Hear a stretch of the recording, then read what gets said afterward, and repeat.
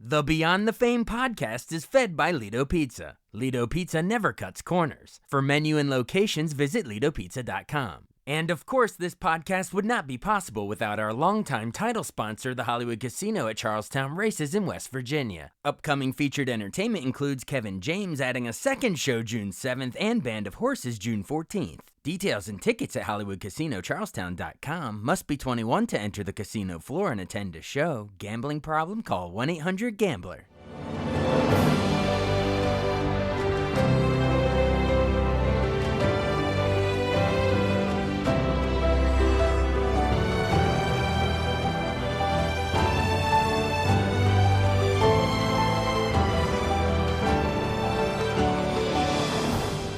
Welcome to the newest episode of Beyond the Fame with Jason Fraley. I'm your host, Jason Fraley, picking the brains of the top filmmakers, musicians, and artists of our time. Rock and Roll Hall of Famer Little Anthony joins the Happy Together tour at the Birchmere in Alexandria, Virginia on June 8th and June 10th. He joined me to preview the show and reflect on his career, forming the Imperials for late 50s doo-wop hits like Tears on My Pillow before evolving into 60s soul and R&B for eventual induction into the Hall of Fame in 2019. Hey, Little Anthony, hey, thank you so much for joining us. Hey, hi, Jason. How are you? It's my pleasure, man. I'm kind of moving around. If you hear me breathing real fast, that's because I was running all over the place, man. He's running back and forth, but taking a second to sit down and talk to us. I appreciate it. Trying to get back to you, buddy. Trying to get back. Well, I made it. So anyway, welcome to your audience, you and anything you want to know? Yeah. Oh, a lot I want to know. So much I want to know. I want to start by telling everybody that you are coming to the Birchmere in Alexandria, Virginia on June 8th and 10th. As you're the Rock and Roll Hall of Famer, Little Anthony and the Imperials, but you're going to be part of a bunch of other groups that we love. For those who don't, as far as the Imperials are concerned, most of them are all gone. Unfortunately, we lost one. And so it's me in concert. I've been doing that for almost 3 years. Yeah. And it's me. It's me, the voice you're hearing. But you'll be with the Turtles, Jay and the Americans, Gary Puckett, Union Gap, the Vogues, and the Cowsills. I'm sure you go way back with a lot of these groups. So how much of a treat it's been touring with a lot of these Gary guys? and I have been friends for over 58 years. We were talking about the other day on the phone. And I got to meet a lot of wonderful people, the people in the band, the road manager, Ron Hausman, and all these wonderful people, and Rachel, the merchandise lady, and Godfrey, the band leader. It becomes a family. If people don't understand what tours are, generally they think of it as being one act that does that. Well, in the old days, it used to be 6, 8, 7 acts, but because of the economy, that won't work today, you know? Yeah. So so it's like well, it's kind of changed. And so we sort of this tour, which was started like 17 years ago, I was told. And 17 years. Yeah, they've been 17 years. Man. And they've been doing this and very successful with the Turtles, which is Mark Bowman, who is the last surviving turtle as we speak. No, actually, he's not the last surviving turtle, but one of the original turtles. Most of them passed on, and the last guy that he was with for many, many years had gotten into an accident of some kind, and he was unable to walk anymore. So, I mean, without the assistance of a wheelchair. So it's just him, and who's doing the show is one of the best writers. We all know him as producer of Barry Manilow for many years, Ron Dante. Yeah, we have an interview lined up with him too. Remember him from the Archies as well, Yeah, like the a very Archies. famous, Yeah. Sugar, all that He stuff. does. He sings great. He does. We really became friends off that tour, and So he's singing with the Turtles now. yes, he is. He's doing all the lead parts and stuff like that. And Mark, of course, does what he always does, a lot of comedy and a lot of crazy stuff he does on stage. But I have to say this, and I can say this truthfully because I worked with just about everybody, almost. I've been in this business for 69 years. This June, yeah, this June will be 69 years next month. Yeah. And yeah, So I'm almost getting close to, by the grace of God, to 70 years. Not many of them people can say that to be so many different eras, you Yeah. know. And so it's a real pleasure to say that the one of the most talented people I ran into, and I didn't know how talented they was because we never really crossed paths. The Cowsills, and that Right. family is really, I mean, the harmony. Everything they do is professional. Everything they do, they're pros, and I'm honored to work with them, man. They when they open that show, it just sets the pace for the rest of us. You know what I mean? Absolutely. And for some of you younger listeners that hear the cow cells, you're like, what did they sing again? I guarantee you will know flowers in her hair, flowers Mhm. everywhere. That one. Yeah, yeah, Uh, yeah. Yeah, and it's an ensemble. When you're with a bunch of people for 2.5 months, close to three, you really become a family. You depend on each other. You help each other out there because the road is not it. People don't realize when they see you up on that stage, it takes a whole lot to get to that stage. You know what oh I yeah. mean? Oh yeah. Physically, it does put a lot of physical strain on you. But we love what we do. It's like Mark Bowman told me, he says, we do what we do. This is what we do. So that's what we do. We enjoy it. And it's very rewarding when you come off a tour like that. No, hey, I did a really good job and people loved it. They seem to love it because they've been around for 17 years. And we've been drawing huge amounts of people, man. I mean, it blew my mind. I didn't even know anything about it until I got the call to join the tour 2 years ago in 2023. Ah, so the Happy Together tour has been going for 17, but you just Yeah, joined them I within just 2 got years on ago. there. Gary was with him for maybe 8 years, 7 years or so. Okay. The councils are kind of new the last 3 or 4 years. They came aboard, and so was the Americans, Sandy and we all been like we were kids together. Oh yeah. Marty and Sandy and all these guys and Jay Black and Jay Trainer and all these cats. We knew each other since we were kids because we're all out of Brooklyn. So we knew each other as kids. Let's go back to those days, and I mean, we teased the show, and we'll wrap it back around to that at the end. But now that you're talking about growing up in Brooklyn, I'd love to, yeah, let's go a little chronologically. Now, I know you were born in Brooklyn in what, 41? You said, Yeah, 41. Yeah. yes, and you were in the before you were little Anthony. Was it Jerome Jerome Gordine? Is Jerome that Gordine. So my first Gordine? name is Jerome. Where'd Anthony come from? How'd that Oh, nickname? well, that's just good. That's it. That's an interesting story. My dad told me the story. My dad worked at a textile factory. He was a maintenance man for years, like 40 years. And so he worked in this building that was predominantly Greek. So my dad ends up speaking fluent Greek by being around for 40 years, Yeah, of around Greeks who course. spoke nothing but Greek. When you're immersed, that's what you That's say. Yeah. it. He just said, I said, Dad, how did you do that? He said, I just picked it up. So I've been the little part of it, came. That wasn't what I was doing back when I started out in high school, in the boys' high school with the DuPonts, a young bunch of kids. We got together and just started singing together because they heard that I had a tenor voice and they needed the high tenor voice and they also needed a front man. You know what I mean? Yeah. And I said, okay. And I went with them because it was something to do in school. School is entirely different today. We used to sing in hallways, parks, subways, Like wherever that, there's just a that, like bathroom. doo wop singing on street corners and the school Yeah, and hallways. and Yeah. and I always set the record straight with that. There was no such thing as doo-wop in those days. We were known as street corner singers, Yeah. You hadn't invented R&B that singers. genre yet. Yeah, yeah. Yeah. But that came in 1973 from New York Right, City. right, right, right. To just they had to name it something. I believe the jockey was called something Gossage.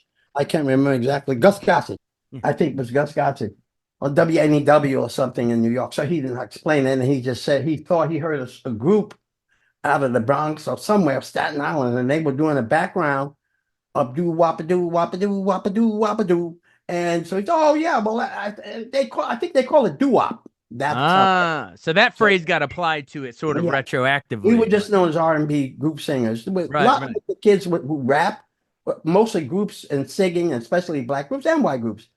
all came out of the hood, out of the neighborhood. You know what I mean? They were very urban sort of people. That's that's how we really gathered together. Yeah. So what You were you know, listening to back then when you were singing? I Like, what I sort of I, songs are wa- you emulating, you know? I was raised in, well, we all we had was pop music that emanated from the 30s and 40s. Yeah. The big bands, and they had Georgia Gibbs, and you had Tony Bennett that came out, and on and on and on, and Frank Sinatra, and that kind of stuff. Mills Brothers and Yeah. the Ink Spots, and on, and you know Louis Jordan and the Tiffany Five and all that kind of stuff. So and the blues, mostly blues singers and stuff. That's what we listened to. I listened to jazz, and my dad was a jazz musician for years, for almost 40 years on the side.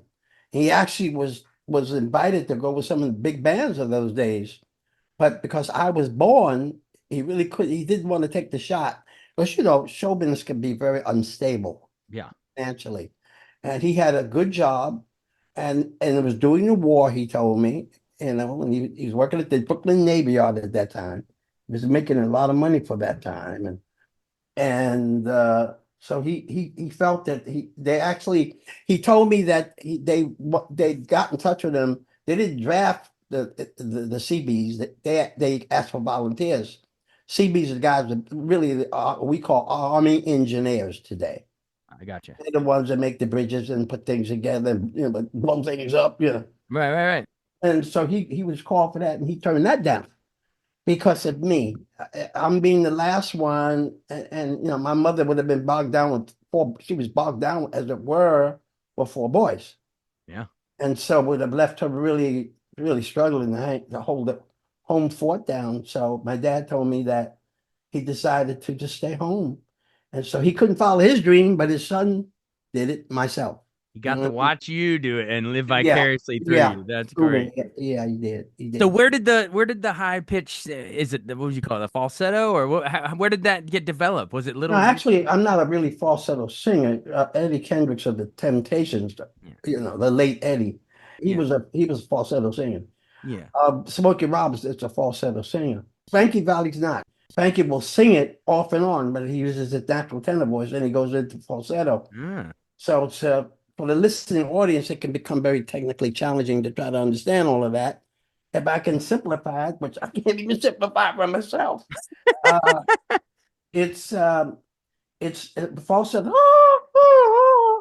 You're not singing you're really singing the air is going through your throat. It's not coming from your diaphragm. Because if it comes from your diaphragm, baby, we that comes from your diaphragm. I love it. That is falsetto. So the Yeah. wind that you use the muscles in your body, your diaphragm, pushes with tremendous power through your vocal cords. And that's a natural voice. So I wasn't what you call a tenor. I was a natural tenor. I can actually hit high C without ever hitting falsetto. Falsetto was a choice of mine just to make the song I felt in a creative level better. I thought, I guess it was because it worked. Well, thanks for setting the And, record straight, even with examples of diaphragm yeah, versus, head throat singing. many singers have told me they watched me and learned a lot, like the Philadelphia groups. Yeah. Delphonics and all them came out, and every one of them was singing falsetto because they were so entrenched when I did it, like just the kinds of people in the world. When I did that falsetto thing, they was just blown out by that. So they realized, oh, gee, I could do that too, and that's what they rested on as far as you know how they interpret it. Yeah. But actually, I was just a singer, a tenor singer. Yeah. Sang about 95% of all of the songs you heard, Go Down to My Head, Hurt So Bad, Take Me Back. It's all natural. Yeah. There's only one song that I did some falsetto in, and that was Just the Kinds of People in the World. All right. So but that's just most of it's just your natural voice. It is probably close to 100% me. Yeah. I love that. All right, so that's the musicology of it. But in terms of where you were, you said back growing, the formation of it. You said you were singing with the DuPonts, right? And then the other guys were with like Clarence Collins and the rest were with the Chesters. So how'd you guys Yes, form? How'd you yes, guys yes. combine? Well, the Chesters were neighborhood guys. We all lived in the same neighborhood, Fort Bean Projects. Um, uh, um, Tracy Lord and Nathaniel Rogers and Clarence Collins Ernest Wright. In fact, Clarence lived across the street from me. I could see he would holler, "Hey, Anthony," across the courtyard. Because his window he was on the fourth floor and I was on the fourth floor. And our windows were facing each other. So that's how it wasn't no cell phones in them days, baby. You use your voice. Yeah. You holler across, "Hey, Clarence, hey, come on over." That's how it was. And my mother used to call me. Most mothers called their children in those days. Oh, there was no communications where they can call on the cell phone Yeah. and talk to their children. No, it wasn't. This is what you got. Anthony, I can hear mama about a mile and a half away. Dinner time. Yeah, that's That's your it. text message back then. She had it cut through everything. But Yeah. then again, my mother was a singer. She Mhm. was a soprano singer, gospel singer, with her sisters called the Nazareth Baptist Gospel Singer. So she has some powerful chops. So the neighbors, she was calling you home for dinner, and but they were Yeah, getting a free concert from a legit singer. yeah. Great. And my father used to, he loved this song called "Open the Door, Richard." I think it was in those days, the 40s, and it's "Open the door, Richard. Open the door and let me in. Open the door, Richard. Richard, why don't you open that door?" So when he would come home from the Navy Yard, and in those days they would lock the front doors down in the projects, wasn't called projects there, but housing development. And Yeah. we lived on the fourth floor. So there wasn't the technology you have today where you can push a button or something, and somebody sees you or whatever, or the bell rings. No, no, no. So what he would do is he would go, let me see if I can do it. That was "Open the door, Richard. Open the door, let me in." See? And he would do that, and we would hear it. His whistle was so powerful. And we'd look out, "Okay, Dad," and we'd hit some button or something, and the door would open. Like, Wow, the whistle was the doorbell. That's yeah, great. yeah. And that's how you would contact us. So that's how it was in those days. Yeah, We didn't have anything to compare anything with, so it was wonderful. yeah, absolutely. We'd have So no problem. We had no problem with rotary phones because that's what they had, rotary phones. exactly, that's all you knew. Exactly. That was Yeah. high tech stuff back then. No high tech with 16-inch color TV. If you were fortunate to have RCA, you were really high class. Yeah, and most people who couldn't afford it just lean and watching other people's windows Yeah, or the they've been looking at a storefront. Motorola. Yeah, yeah, exactly. All right, so then So the DuPonts and the Chesters combine in what, they 58? didn't combine anything. They were two separate groups. Okay. And I'm going to see if I can compress this a little bit, Sure, compact sure. it, The abridged version. because it's very uh, you know, and it's difficult to try to explain something in few words. Yeah. But let me see if I can cut it down.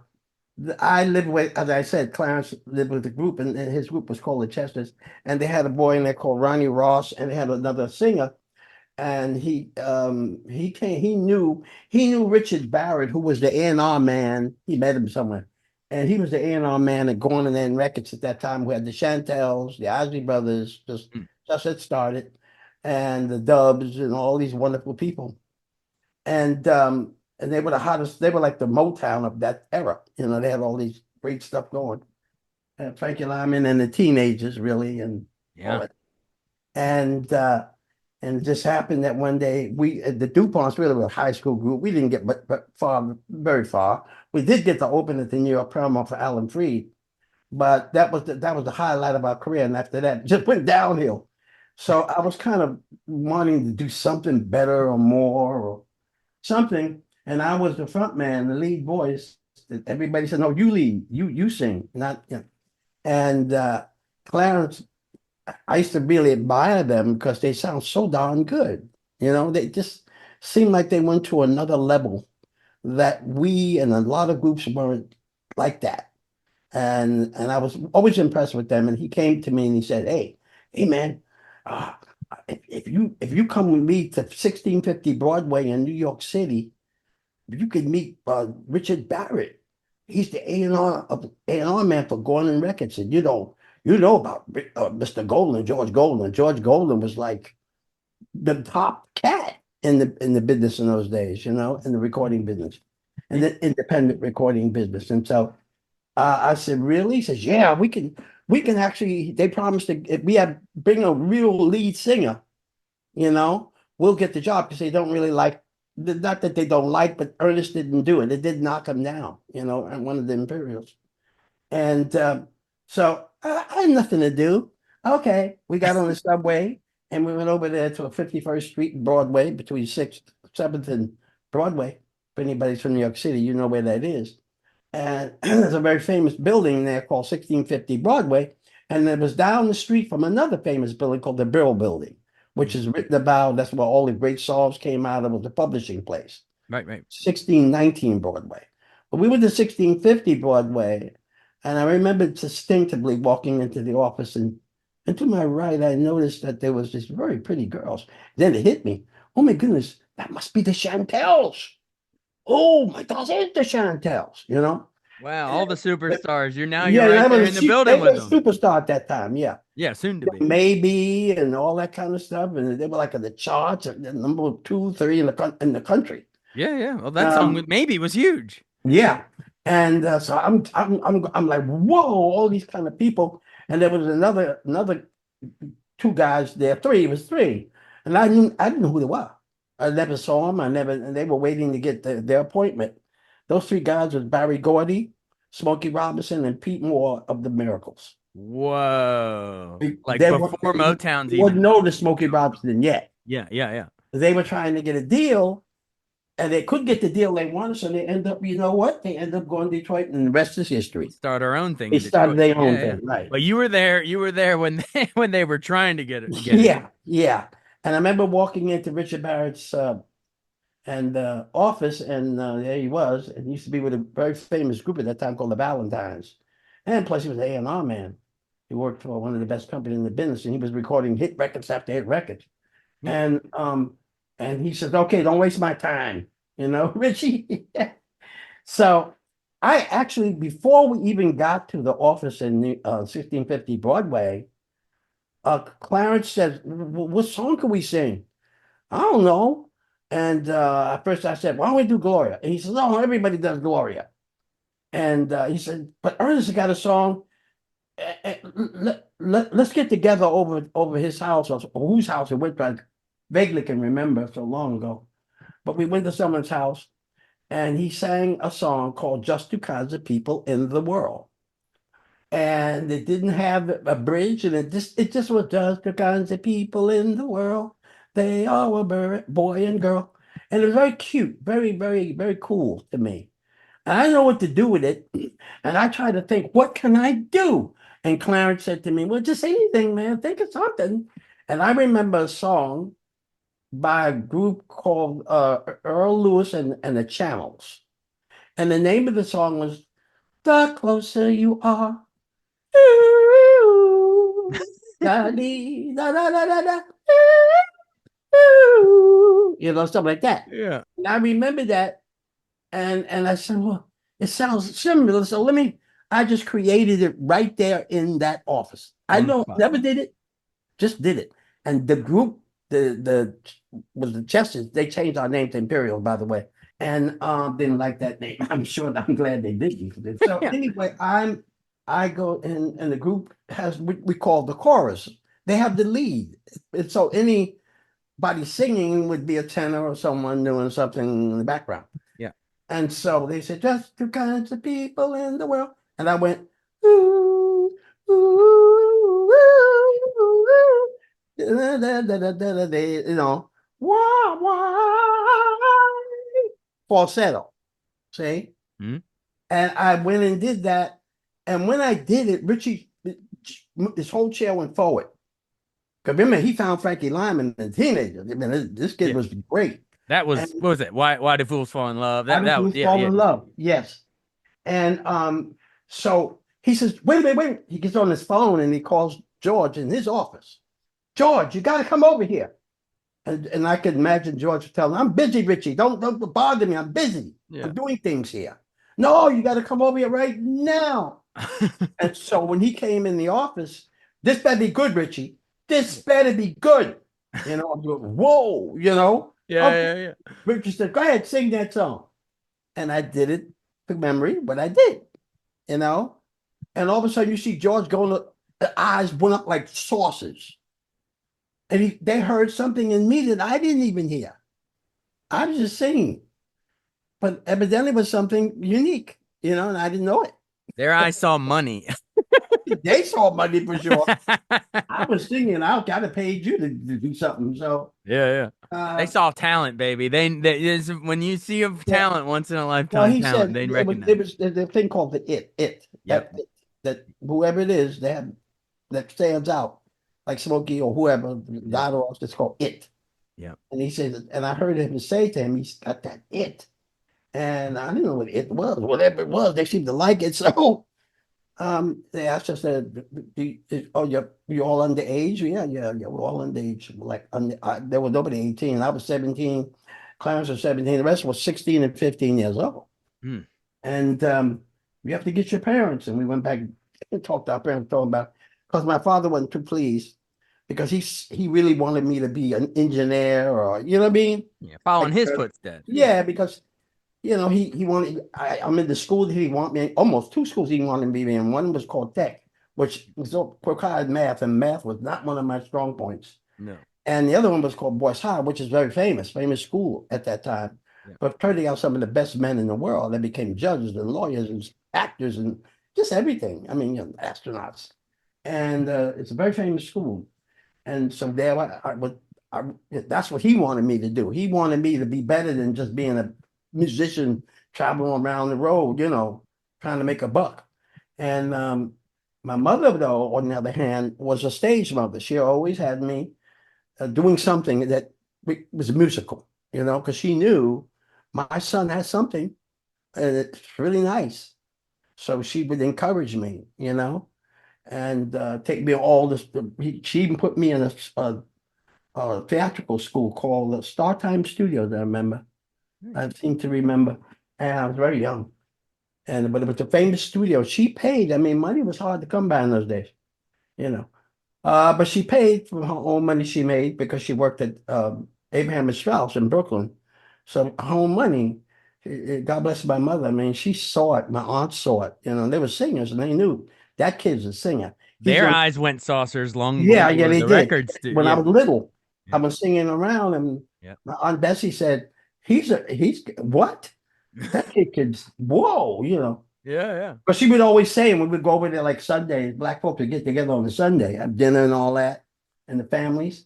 Yeah. And every Sunday, and we all they lived in New York City and Harlem. We lived in Brooklyn, was like 30 minutes away, 35, 40 minutes away in the train, a subway. So we were always there on the weekends, and then they would have parties and things. They would say, "Go ahead, boy. Go ahead, boy. Go and sing something. Go on now, sing something. Go ahead. Let the head know. Let this boy." I didn't. It seemed like everybody was attention on me. Now They I saw it love that early. attention. Yeah, I love the attention. Yeah, What absolutely. you doing? And I would do it, and they would be happy. Yeah. I said, "Would you do it?" So when you get this big break, then when you're in when they saw it early, but then when you get the big break and the record execs are like, oh, their eyes are going saucers. You're Yeah. saying mom is approving, dad's a little skeptical, but you go Yes. ahead and Yes. Little Anthony and the Imperials, what Absolutely. sign with is End Records in We signed with 58? N Records for a Yeah, subsidiary of Gone. yeah, Records had a couple of different labels. And Tico, they had Tico, the great Tito Puente and all. And yeah, they were the top label yeah, at the time. He was the Clyde Davis of his time. You know what I right, mean?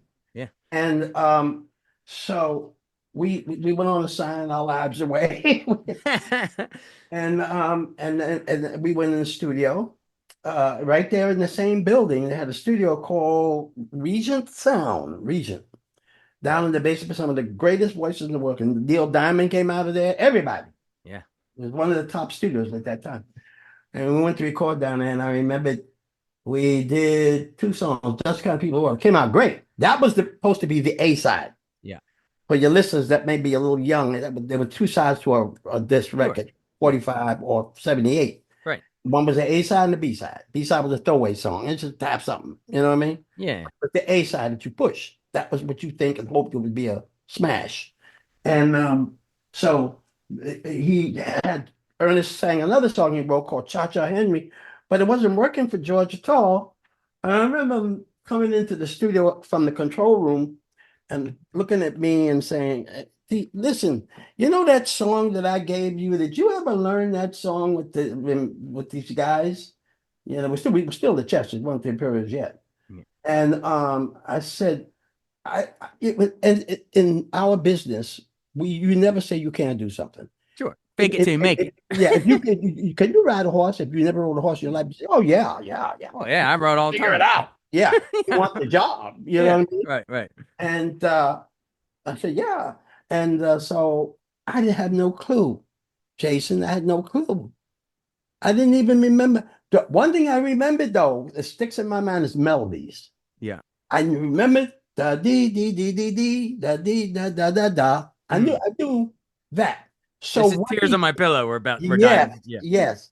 And it was written by Sylvester Breathitt and Al Lewis. They were big time country writers. They were writing for all the country stars in those days. Yeah. And so he said, I want you to go in there and get this together. I'm going to give the band a break for an hour. And I looked at the group and all my guys looked at each other and said, what the heck? We didn't even practice it.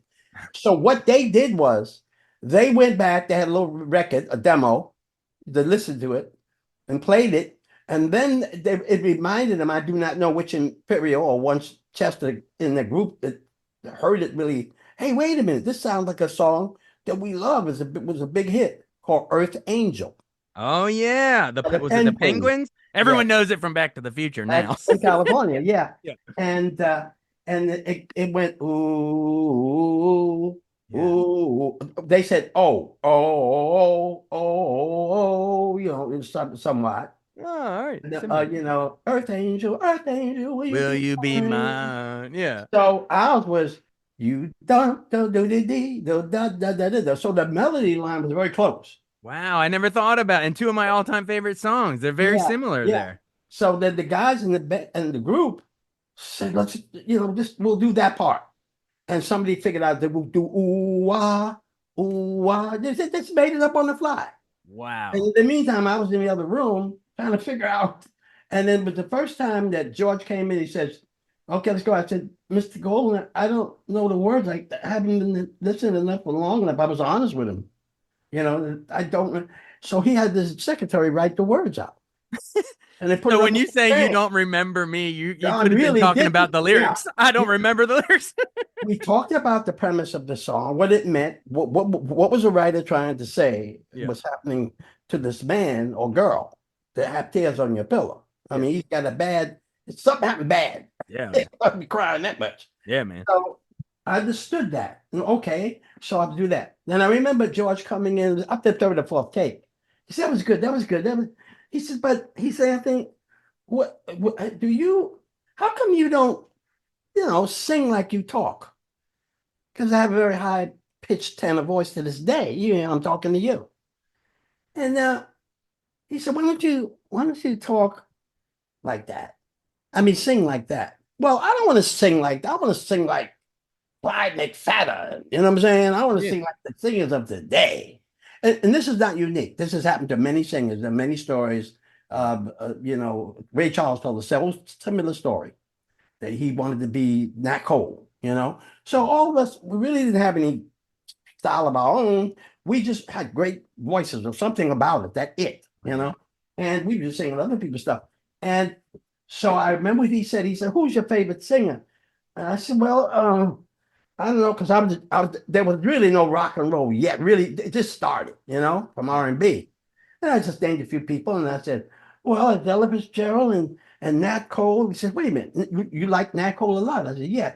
You know how he sings, they tried to tell us we're too young, and he uses all these different syllables. Each Mm. syllable he rests on that syllable. I want you to sing it somewhat like that with clarity. In other words, just Ah, don't sing the song. I was singing, you don't remember me, but I remember you, like that. No, he right. wanted these syllables. You don't remember me. So that comes out. You don't remember me. But That I was the hook. remember you. You're resting on the syllables. Yeah, Ah, I love it. that was the hit record. Well, we gotta take it home then. It was not too long ago. You It, broke my heart into, and then you went into the melody, tears on my pillow. Then you sang it straight. Pain in my heart. Yeah. So I did that, and I remembered when I did it, and I did it, I said, how I talk is, I didn't know how I talk. We don't know how we sound to other people. Yeah. But the way I understood what he meant, he said, I must be a tenor. Like in my mind, that's what I was always told, Yeah. you know? So Wow. I'll just think, just I'll just do it that way. So it came out, you don't remember me. So my voice lightened up and everything like that. And I remember him looking to the booth, and when I did that, his chair, he went back in his chair, boom, like this. There was a couple other people, the engineer was in there. And we ended the song, and then you're supposed to tears in my pillow, pain in my end the song in my heart, da da dee dee dee, like that. Yeah. I didn't because he said to the intercom, hey, to the band, why don't you guys vamp that? Anthony, is there anything you could just make up or create like you did that when you told me about two people in the world, how you made it up in the office? Yeah. Can you do something there? I said, I don't know. So I just play it. Let me see. And I got to that part, and it tears of my pillow, pain in my heart goes by you. I went, oh, oh, well, something like that, you Yeah. know? You had fun with it. And I couldn't sing it out right now because it would break your microphone, so I wouldn't even do that to you. But the it was a lot of power, Yeah. and it was a natural high C. Right. And nobody was doing that except for Frankie Lyman. And I was a big Frankie Lyman fan, and we have a similar voices, but not really the same, but similar, Yeah. you know? Yeah. And so I just went that way. Like you hear the Ronettes, Ronnie Spector when she go, Oh. that was Be all my, Frankie be Lyman. my. I Yeah. think, Yeah. Well, Yeah. that was Frankie Lyman, remember? Right. Oh Oh, yeah. I promise to remember. He was doing all this stuff. Yeah. And he gave me the reign to create something like I did with two people in the world would impress him so much. Yeah. Well, if you could do that and not know what you were going to do, maybe you're one of those kind of minds. Most it singers have that, ability to create on the fly. And I did. And he loved it. He just came out of that studio and he would play that song with the people, the secretaries, the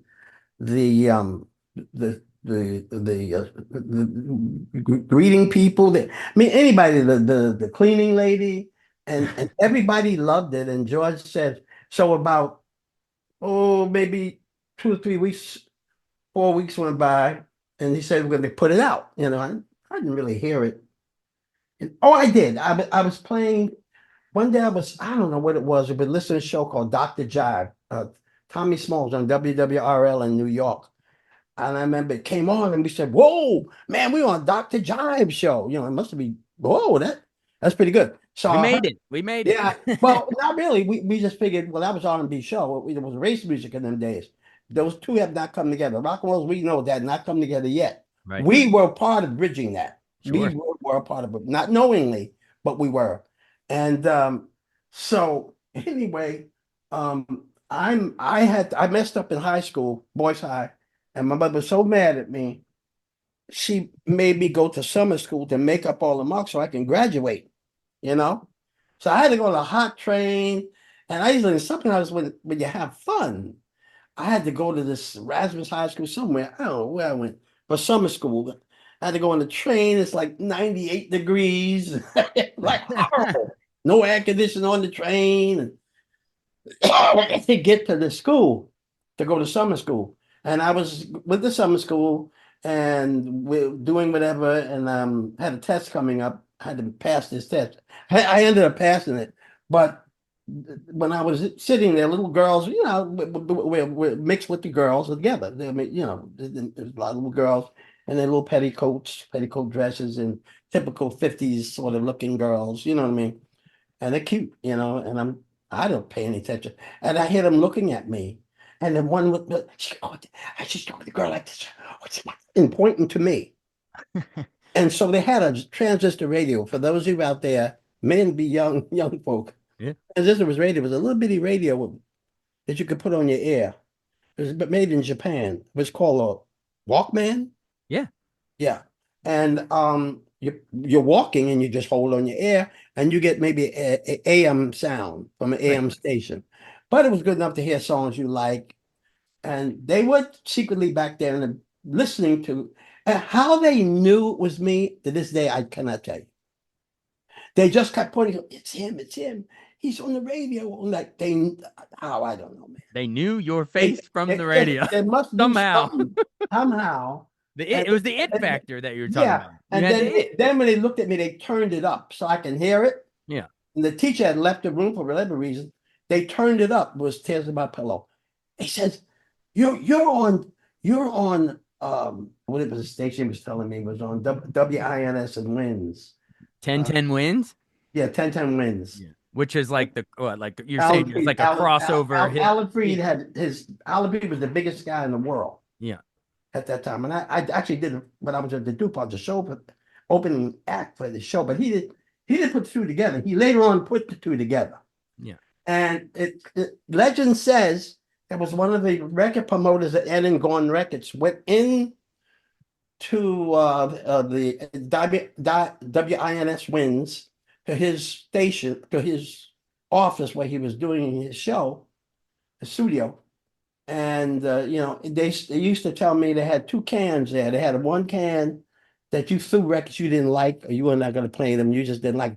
Disc jockeys were the king in those days. They played what they wanted to play, and Oh, that was it was like the gatekeepers in the they day. were the gatekeepers. Yep. So they would throw things. But he said he heard that song, and he said that Alan Freed sat back and said, "Who's that? Man, that girl sure can sing." And the guy and I think it was Lou Galley. And yeah, I think it might have been Lou Galley or somebody that was pushing the record and said, "No, that's not a girl, Alan. That's Lil That's a Anthony. guy. No, no Yeah. Lil Anthony yet." And he said, "That's a guy." He says, "A guy? But that high voice? Man, he must be awfully little. What's his name? I think his name is Anthony Gordine." And he started saying on the radio, "Little Anthony." And the Imperials' name was changed once we signed the record contract. They changed our name to the Imperials. Wow. Because the legend says that Lou Galley was looking out the window. He was a promotional man, and he saw an Imperial, was a hot car in those days. You know what I mean? With the tail. They were the first to come out with that tail on it, you know? I was named after the car. I thought Yeah. you were gonna say you looked out and saw like a seafood restaurant, like No, no, crab no, no, no. imperials. From the car. So he Car. just looked out and said, "What do we call them the Imperials?" Because it was an Imperial Chrysler. So And that's when that that was was born, good. Little Yeah. Anthony So and they the printed the first printouts, and there were people, record collectors. yeah. Some people actually have the original record. It just says Imperials. Oh, that's a Because collector's item at this point. Alan Freed made up this nickname on his own. So I Yeah. called me Little Anthony and the Imperials. Because again, what? They cut me out of the herd, just like they did with Donna Ross, just like they did with Smokey, and all singers that came out of groups that become frontmen. They're not frontmen. There are some Levi could have been going out on his own. There's so many people that could have went out on their own. David Ruffin tried it. He did pretty decent. From Temptations, yeah. Yeah, but he just walked away. I did. I still was with the group, Right. but I wasn't Imperial anymore. I was an entity within myself, like Sears and Roebuck, Yeah, or they put it up front. Yeah, yeah, like they put Diana me Ross and the Supremes, Little in the Anthony and the Supreme. Imperials. Yep. So no more are we a part of. We sing now. I sing with the Imperials. I'm not an Imperial anymore because I've been cut out of the herd. I am Little Anthony. Today, It's an entity altogether. Gotcha. And that's how that. But it wasn't. Thanks for that backstory and how that all came together there. Our listeners are gonna love that. And Tears on My Pillow, iconic, one of the greatest songs of all time. You'd be hard pressed to find a cooler song than that. Yeah, and we've been very fortunate. And of course, Yep. we moved on to meeting Teddy when I knew Teddy from the days of the Three Chuckles when he was on that show in New York when I was at DuPont. And Teddy used to stand in the wings, and his dressing room was next to ours. And he would always come in, and he would come in and say to me, you got a unique voice. Even then, well, on before Tears on My Pillow. Yeah. And he said to me, one of these days we're gonna work together, kid. Yeah. Just like that. Go forward, flash forward. 7 years later, we actually work together. In other words, my manager at that time was Ernie Martinelli, and we were between record labels. And we actually got back together because we kind of broke up because we were so disillusioned. We weren't getting paid right. Oh, just Yeah. you name it. People were using you the whole bit. And it forced a lot of us out. And then plus Nay, our bass singer, Nathaniel Rogers, got drafted into the army Mm. through the Vietnam thing. It just was beginning then, 60, 61. Yeah. I was drafted, me, Clarence were drafted, and Ernest was drafted. And I had to go down to the draft board. But at that time, I had a son, my son Andre, who works with me on occasion today. I had a son from a young lady became my wife, Judy, and I married her. And because of that, President Kennedy became president. He decided he was going to begin to get the end of the draft. So what he did was he started slow. He says anybody that has a kid or a family cannot be drafted. Okay, Right. they got to stay home and take care of their family. And once they saw that, they said, "Are you the father of the?" He had all that information long before AI and all the kind of technology we have today, Yeah. Facebook and it didn't exist in those days. But they had what they had. They were able to track you down, know who you were, and they said, "Your name is Jerome Gordine. You have a son called Andre Gordine, and his mother's Judy Gordine." Okay, they said that. You are taking care of them. Yes, we checked on it. You're taking care of them. And he said, if you stop taking care of them, you're in the army, kid. You're in the army. Yeah. And they said, goodbye, have a good day. And I left. I didn't go in the army. And Wow. many of my friends were drafted at that particular time, and a good bunch of them died in Vietnam. Yeah. Oh man. Well, rest in peace. I'm sorry that you had that. But that's every back then, everyone, getting drafted and losing, your neighbor This would happened. be. The President Kennedy came and changed it. So Yeah. anybody that actually had a child or they got married or they didn't get married, it didn't matter. Yeah. As long as you were supporting them. And they Yeah. had the information you were, and they had the information if you weren't. If you weren't, you going in the army. Right. See, Right. I Exactly. was. My mother was an old traditional conservative black woman, man. No, you take care of your kids. You get married. You got to get married. and but the family had tremendous power over us in those days, man. When they said that, you got married. Stayed and settled down. Yeah. But so you're saying this is all in, so like you're saying you let when you kind of left briefly the group in like 61, got back around what, 63, 60, 63? 61, Yeah. 63, And that's because when Kennedy was killed. I think. Yeah. yeah, he was president then, and in Yep. fact, that's when he was Yeah. assassinated in 63. Same year. But they were off singing, and I mean, obviously they wasn't with the group anymore, and Tracy left the group because of some misunderstandings with one of the guys. I don't know what happened. He married this girl who ended marrying uh, Mayfield, the Impressions later on, but he married her, and so he just didn't want to come out on the road anymore. So the group really didn't have that, but they brought a guy that was doing really working with us for years. His name was Kenny Seymour. He was doing a lot of the background, helping us with harmonies because he could play piano and horn. He was one of those kind of guys, read music, wrote scores. In fact, his son today won 2 Tony Awards uh, uh, uh, on Broadway. Kenny Nice. Seymour Jr. Yeah, he wrote "Ain't Too Proud to Beg," story, and also Memphis. He The wrote the the Te- the score for both. Temptations musical and then Memphis. I mean the Yeah, Broadway shows. Yeah, yeah, yeah. yeah. He Yeah. wrote, he wrote the score. He won the Tonys Awesome. for the Awesome. score Awesome. music. Anyway, that's kind of stock came out of this group, and Yeah. Kenny came with us, and he was really good. He came part, and he took those guys. I wasn't with them. I was trying to sing on my own when I was doing the lousy job of it, but they were developing a lot. So this is not the same group that I remember when I got back with them because they were singing four-part modern harmony, which is really jazz notes.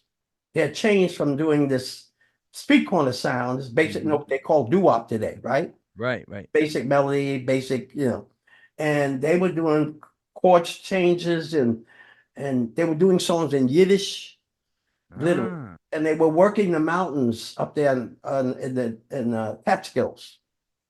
and they were working all these places, and they were growing by doing that. They were learning, they were doing more pop songs, and they Hmm. were in order to keep going. So So when this is a different era, different group. So, yeah, so yeah, this is Tears on My Pillow, this Shimmy is the Shimmy Cocoa Bob, all 61, that's before you left. Then when you way come back, that's way before. yep. And Then when so you when come I back come for yeah, back, well, we didn't really. What happened was Ernie Martinelli was always been a friend of ours. He was our agent back when we started with GAC agency. He kept saying, "Man, you need to get we need to get this group back because there's a guy I've been asking about you, and I'm supposed to meet him, you know." And he says his name is Teddy Randazzo. And I said, maybe he said I'm going to work with you one of these days, kid. You yeah, know. He said, yeah, he wants you to come up to the office. So got to get the guys together. So I don't know who called who. I think it was me called Ernest. Hey man, I told him what was happening. I said, "Chance for a deal here. We need to come together." But they were so ahead of me, man. They was really singing their butts off. They had learned all the yeah, harmonic changes yeah, that was really different from with the world we came out of.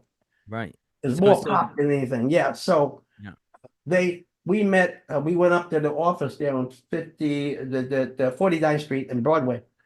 And right across the street off below, where is it? Next to Roulette Records, I guess it was. And I remember going in there and we met Teddy, and Teddy had his office, and then he introduced us to Don Costa, who was Frank Sinatra's conductor and arranger. You of know what I mean? course. At that time. So Don had his own record he put together, and he had a big hit with Steve Lawrence. I think Little Girl, da da dee, da da dee. What was the name of that song? Hmm. Little Blue Eyes, or something. He cracked the top 10, Okay. you know, and he wasn't with Edie Gourmet yet, Steve Lawrence, Edie Gourmet. And he had a little hit with him. He did something with Sinatra. I forget the name of the song that was reasonably well in one of Sinatra's album. And Teddy was doing very well. But Teddy remembered me. And so they got like I said, he ended up meeting Ernie, and Ernie got us to go over there. So the guy said, okay, we got blues. And we went up there, but it's a different group now. Now it's Mm. Sammy Strain. Sammy Strain got with them when I left. He was a tenor, but he wasn't a lead singer. They were just doing a lot of jazz harmony, you know. And we didn't have a lead man, maybe a verse here or a verse there. They would use somebody, and so, but they would really sing very well. And because Kenny Seymour was doing a lot of the lead parts, and so we got together and they were singing stuff, and they said, "Hey man, listen," they sang a song called Georgia, which was made famous by the Hi-Los. Okay. The exact harmonic notes, everything. It was just impressive when I heard that. I said, "Whoa!" Yeah. And he said, "We want you to learn this part, the tenor part, the melody line." And I did, and we learned. They couldn't believe us. Da ba da ba da da da. We were doing a lot of jazz. I actually was learning a new kind of style with them. Yeah. Long before Ernie Martinelli told us Teddy would like to meet you at his office. And we went up to that office, and I remember we went to Don's office. He had that big leather chair behind his desk, and he was looking at us like this. And I'm saying to myself, "Damn, Don, this is DCB, this is the guy." You know what I mean? Yeah, he was like the Don. He was the Don Corleone in the chair. He was like Yeah, the Godfather. he took over from Nelson Riddle. I mean, Yeah, literally, you know. yeah, And he was the man. Sinatra was like, "Ugh, forget it." He was doing Manchurian Candidate and all those movies. yeah. Which actually got pulled from the theater when Yeah, the assassination happened. Yep, yep, yeah, yep, of the assassination. yep. But But yeah, so this Don Costa production, this is beginning the DCP era. yeah, when we The went end up to records era was over, and that's now we were over going with. into the Yeah. DCP era. So they asked us all the office, anybody got contract with anybody? Yeah, And all the guys said, "No, I got one. I don't have one. No, no." And I raised my hand and said, "I do."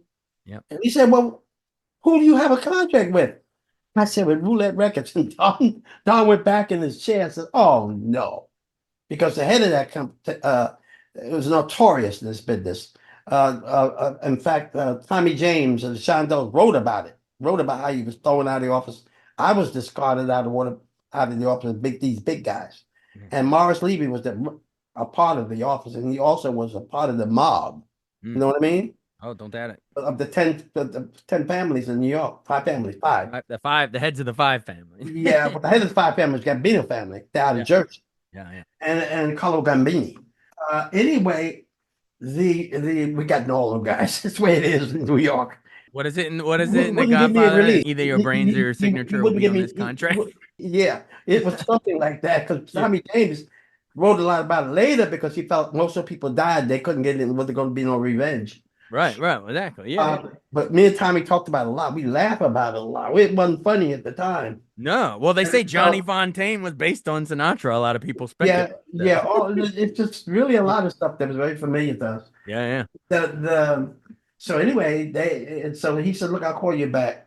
And about 2 or 3 days, we get a call to come back to the office. We come back to the office, and when I walked in, Don had this big white paper, and he's waving like this. He's rocking in his chair, and he said, "I got your contract." I said, "What? Wow. You got the contract? Wow, he's a really big guy to be able to do that." Not thinking how it was. I found out later on through Teddy Randazzo when we were up in Teddy loved to make wine. He had like a his own wine distillery. Okay. Beautiful home in Nyack. And so we'd go up there and make wine and talk and laugh and even record sometimes because he had a studio there. And it's a beautiful home. And so we're laughing, looking at the Hudson River through this big bay. It's a beautiful place. It's just a fond memories of that place. Mm-hmm. And we did a lot of good stuff in that house. And he so we were just talking on when the conversation got there, and I guess I asked, "Hey Teddy, how did Don get my contract?" He said, "You didn't know?" "No, nobody told me." What? How did he get it?" He said he put in a call to Sinatra. See, originally, Going Out of My Head was already done, and Sinatra had heard it and loved it. He wanted to do it. Going Out of My Head, you mean? Yes, It but wasn't Teddy I'm on the Outside Looking In right before that though, I or was just it right. around He the had same written time? it right after that. Okay. That was what we're going to record next. Right, right. Long when they read was going very well. He already they was set. That was the record that was coming out Right, because we right, recorded it at the same time. I think same day. right. And he said he told Sinatra, I can't Frank, I can't give you the song because I promised you these kids. He said, "What kids?" And he said, well, they called the Imperials, Little Anthony and the Imperials. And he's saying, Little Anthony, he's not really sure. So uh, Teddy played it for Frank Sinatra. Wow. Frank Sinatra said, "Oh my goodness, this kid's good." And he told Teddy, "Tell the kid he sings good." Wow. Well, man, I mean, that must be a compliment you carry with you to this And to day. show you the power of Frank Sinatra, he put in a call. Oh, yeah. One call. One call to the Don of To the Dons, Don of Don. Gambino family, and everything was Wow. solved. Wow. It flexed a little muscle and twisted some arms and called the Yeah, they Don, and gave now him an you're with offer they couldn't refuse. He gave him the contract. offer you couldn't refuse. There's a horse head in a bed somewhere. Man, that's wild. Yeah, That's crazy. That's awesome. But that whole era, man, going out of my head and hurt so bad, and I yeah, it was miss you. wonderful. Take me back, hurt. I What it mean, did was we left that world yeah, that people tend to say, well, we were a 50s group, but no, let me set the record straight. We weren't. We were a 60s group. yeah, 90% of our hits was in the 60s, right. all the way to 67. From 1964 to 1967. I believe that's 3 years. That's all you did. That was the prime right there. The That biggest was the hits. prime where Yep. all the great stuff came out of. Yep. And but the only hit record we ever had was two. One was Tears of My Pillow in 1958, and 1960 was Shimmy Shimmy Cocoa Bop. Look it up. Oh yeah. Oh, we It wasn't remember. 1959, it was 60. Right. 60. Yep. 60s group. So they just put you in it. That's how they do, they just want, but that, no, we weren't. And the fact that when we went from Tears of My Pillow, which actually was a pop song, Yeah. it was not a quote unquote doo-wop tune. I challenge anybody to listen to the song and tell me it's a doo-wop song, whatever that is. Yeah. You know what I mean? So we crossed over. Yeah. We went from the R&B world to the pop world. we were one of the few. There was another group by the name of the Drifters who did it Oh, with we know them Stan well. Applebaum, Yeah. right? That made that jump. They were already doing violins before we were. The Stan Applebaum, Yeah. and and I remember meeting Sissy. Well, I knew Sissy Houston very well with Dion because they were cousins. And I remember when Sissy had this little girl. She could have been more than 5 or 6 years old, and that was Whitney Houston Wow. before Wow. she became Whitney. Before, yeah, one of the greatest voices of Yeah, all time. yeah. Yeah. So we all came in that world, and like Dionne Warwick, we all knew each other since we were young. Wow. We just knew each other. I was talking to Tony. I have my own radio show. I'll put a plug in. It's called Plug it. Yeah, plug it. Little Anthony and the Music on 50s Gold. It's not just 50s, it's 60s, 70s, 80s. I spin records. I have guests. I've had Jay Siegel, the Tokens. I've had Tony Orlando. Wow. I'm coming up. I'm gonna use Darlene Love, and then and then George Benson, who Wow. we've been friends for like over 50 something years. Is this Sirius XM or satellite radio? Yeah, serious satellite. 50s Gold is the channel. 50s goes on Channel 72. You can Google it, and they'll tell you when what the times that they put the show. A lot of people are on there. Mm. Pat Boone got his own show. Actually, I did a thing with Little Stevie Van Sant. Really? Of Yeah, the E Street we Band. used to know the Bruce and E Street Band when they were not even known. It's Wow. like Frankie Valli. We used to see them singing. They weren't known as the Four Seasons. They were known as the Lovers, Yeah, Four yeah. Lovers. And we used to go down to Asbury Park in Jersey, and we would run into each other. So we've known. I just went to see a show like 6 months ago. He was at the Hard Rock, and I got a call from his manager called my PR guy. He said, "Oh, Frankie's in town." He knew I was living in Florida in this area, and he says, "Man, he'd love you to come over and see me in a long time because we used to work. We used to work with them all the time, all the time. Jay and the Americans and Frankie Valli in the Four Seasons. We just seemed to be working with them all the time." Yeah. And I took my wife and her sister and one bunch of us and Mike Miller and his wife Paulette. We all went over. And the thing was when we were in the green room, when Frankie came in, he looked at me and he came up and we just hugged each other. They actually recorded it because it was on Facebook. Oh, And wow. this he said, "You know we're brothers, don't you?" I said, "We're brothers as long as we're on this earth. We are, yeah." Wow. We've seen a lot together, Frankie. We've seen lot of stuff. And Wow. we went through a lot of stuff. And I know the whole story. I know what he went through. People don't know. He took a whooping there for a while, but pretty bad. And Mm. so it's just, when you're in the business for almost 69 years, that is in itself, it's a gift from God. It's not, it's just, if you asked me when I was a kid, are you going to, what are you going to do with this singing business? I didn't know. All Right. I know is when I'd open my mouth, people liked it. That's all I knew. And And you then they love to started do giving it. me money for it. So I said, Yeah. well, this may be what I'm supposed to be doing. I'll keep You know, doing it. I'll Mom, just keep mom was doing it. right. Yeah. uh, She was. well, and all the people you've met and grown up with, and now, like you say, are brothers and sisters with all these years later. It's fantastic. But you've Yeah. been generous with your time. But before you go, we covered all the hits in the recording and stuff. But I want to remind folks some of the pop culture impact of some of this stuff, like "Tears on My Pillow" Yeah. is in Greece, covered by Shanana. Yeah. Right? Did that? You think that reintroduced it to another generation or Well, two? it did. And so you see, we were the only group. In fact, I was told by the record the people of the Rock Hall of Fame, Yeah. were the only group that ever was successful in two different decades. Yeah. And the only other person before us was Frank Sinatra, nobody else. So Wow. that's just two people, right? Yeah. And I'm not including Chubby Checker because Chubby sang one thing, the twist. I mean, you know what I'm saying? And twist So again. Yeah. we went Yeah. all the way to Tommy Bell and the Philadelphia sound, Right. and we had top 10 records Yeah. with them. And that's when the OJs were signed to them. Oh And yeah, that's why because there was a yeah.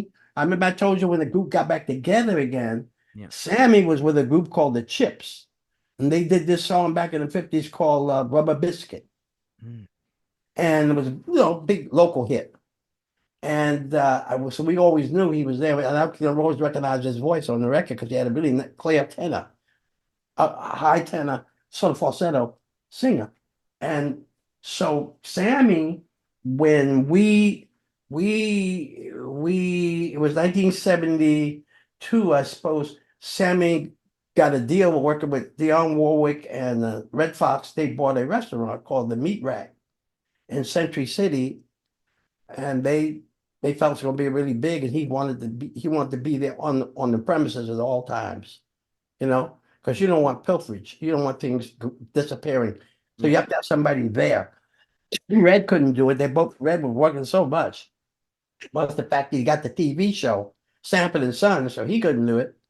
And Dionne Welker was all over the world. And so they left Sammy, and Sammy just said, I gotta leave. I can't stay. I gotta run this restaurant. Hmm. Beautiful restaurant. Food was great. And because I was there a few times with my family. So Sammy then it was Otis being Otis by Temptation. So we all were friends. We all knew each other. A lot of people thought we were with Motown because we were always in Detroit hanging out, you know. Yeah. And so the Otis had told Will, who was one of the original OJs, tenor with the group, he had died, and they were just looking for somebody. And Eddie LeBert and Walter really wanted something with class. They always loved what we had. They didn't have. It was called class. Every one of them groups, I don't care if it's Monkey Bombs and Miracles, we talked about this all the time. They tell me every one of them, even the Philadelphia groups, wanted that thing we had. Yep. We remember I told you we moved from being that to pop singers. Mm-hmm. Nobody did that. We were singing standards and because of what they learned, and I learned from them, and I was a natural. I could adjust to anything. You know what I mean? It just didn't bother me. It was very, very simple to me. You evolved with the times across Yeah, different genres, across different it was decades. Like this. easy for me because when I was a kid, Yeah. when I was studying and I was doing plays as a little boy, my mother was a stage mother. She used to have me all these local plays, and I was an actor and all that stuff. So I had a lot going for me, and the guys did too, because each one of those guys very talented within themselves.